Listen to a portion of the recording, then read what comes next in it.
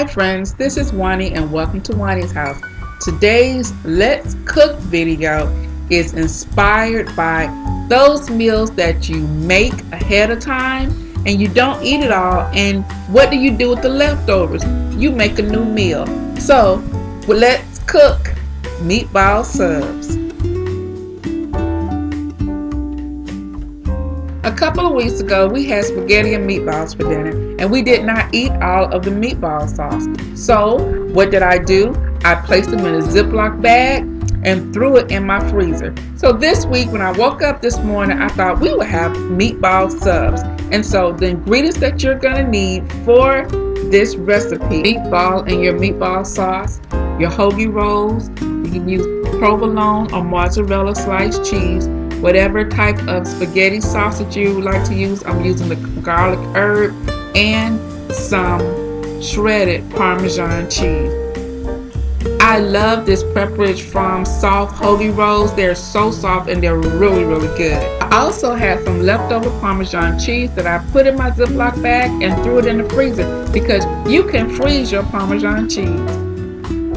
So what I'm doing now is I poured my meatballs into a pan, and I just have it simmering. It's on medium heat, and once it has heated through, I'm going to add about a half a can of the tomato sauce. I like to use the Hunt's garlic herb spaghetti sauce. I think it's really good. It's not too tangy. It's not very acidy from the tomatoes. I'm also going to add some Italian herb seasoning, because after all, it is a meatball sub.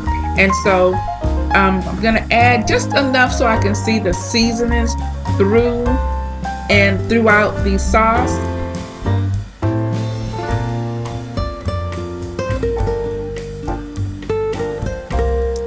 And then I'm just gonna stir this mixture just until the herbs are incorporated into the sauce.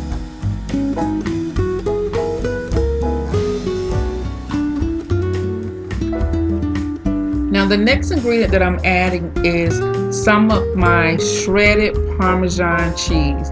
Just sprinkle it around, and the heat is going to begin to melt the Parmesan. But another reason I'm using the Parmesan is because it will thicken the sauce and also give it a nutty Parmesan flavor.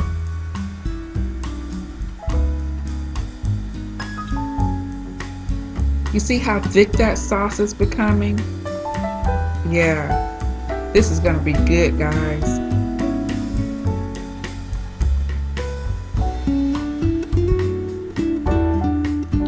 Now the sauce is bubbling, so it's simmering very well, and I'm going to add about a teaspoon, I think, of parsley flakes, and that's just to give it a little bit of green accent to the sauce.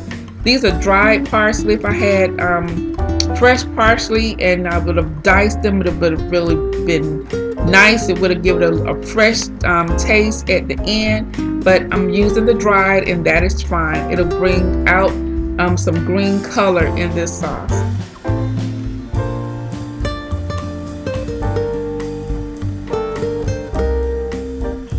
So I'm using my Pepperidge Farms soft hoagie bread. I love this bread because it's substantial enough to hold the sauce that's going to meld into the bottom part of the bread. So as you see here, I'm going to take some of my sauce and I'm going to spread it on the bottom of my hoagie roll. And then I'm going to line the hoagie roll with a slice of the provolone cheese. If you have mozzarella, you can use the mozzarella. If you want to use mozzarella and provolone, you can use mozzarella and provolone. And then I'm going to stuff in my meatballs here and some more of that delicious sauce. I think that's about four or five meatballs fit nicely on this hoagie bun. But that's not it. We can't have a meatball sub without more Parmesan cheese. So I'm just gonna sprinkle some more Parmesan cheese on the top of this hoagie and let it begin to melt on top of these the steaming hot meatballs in the sauce. And there it is, guys. It's time.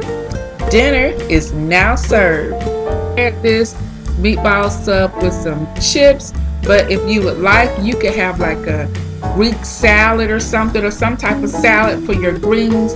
And that's it. This was a real simple meal that I made out of leftovers from another meal. So guys, I hope you liked this video. If you did, give me a thumbs up. And if you like this video, I would appreciate if you would share it. If you're new to Wani's house, I would love for you to subscribe. So guys, I'm going to go ahead and end this video, but you know what I always say. The next time you're in town, you can always stop by Wani's house, and I'll see you in the next video. Bye-bye.